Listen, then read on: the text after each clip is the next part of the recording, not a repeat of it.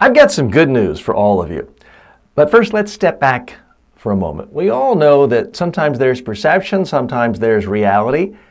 They might be exactly aligned, but they may be skewed. So for example, my perception is that I will never become a star professional basketball player for the NBA, the National Basketball Association. My perception of that, it's because I'm too slow, I'm too old, I don't shoot well enough, and I'm that shy of 6 feet tall. I'm not tall enough.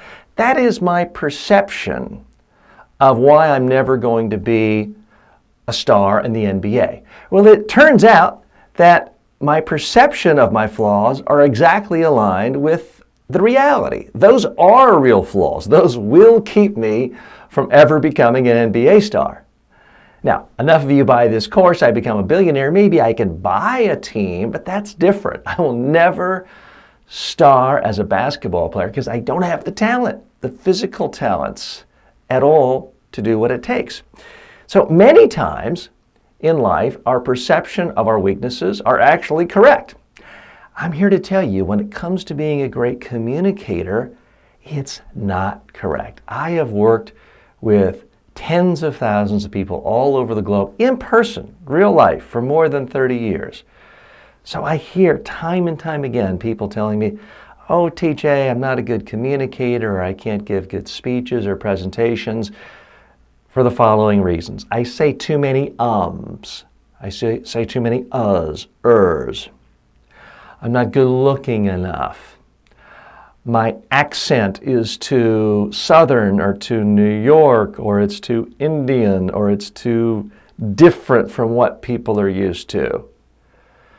People have this sense of all these problems that are holding them back. People have told me, I know I'll never be a good communicator because I have Bell's palsy and my face droops. Meanwhile, no one else in the room even noticed it. So in my experience, as individuals, we come up with all sorts of reasons as to why we'll never be a great communicator. Oh, I don't like my voice is no good. Here's what I found working with, training and studying with the top communicators, public speakers, presenters, communicators, TV hosts in the world. None of that matters. The things that make us great communicators, it's not just we didn't say Some of the most successful, highly paid TV stars in the world say and constantly. It's not necessarily about your looks. Some of the most successful TV talk show hosts and reality star hosts have less hair than I do and are 30 years older than I am. So it's not about being young and good looking. So I'm here to tell you, relax. The things you think are making you a bad communicator really aren't. Those are not your problems. I'm not suggesting you don't have some challenges to overcome, but it's a different set of problems. Because trying to change your accent is really, really hard and can take hundreds of hours, sometimes thousands of hours. Do you have an extra 1,000 hours?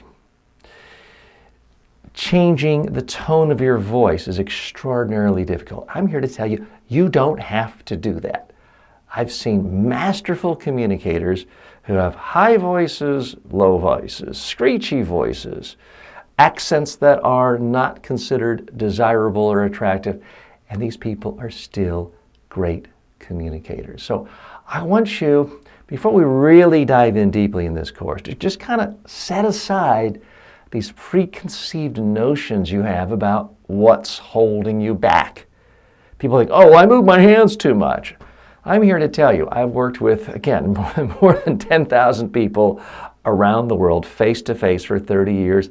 I've never yet had an audience say about someone I'm training, oh, their hands are moving too much. Never once happened. I do hear people say, oh gosh, that person seems frozen and stiff and scared and nervous.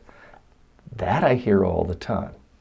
So we're going to work on a number of issues to make you a better and better communicator. For right now, I just want you to relax.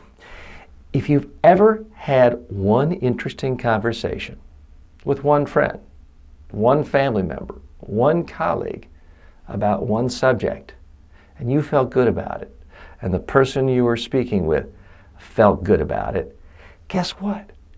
You already have all the skills you need to be a great communicator. We'll try to build those out, build your comfort level so you can do them in different situations.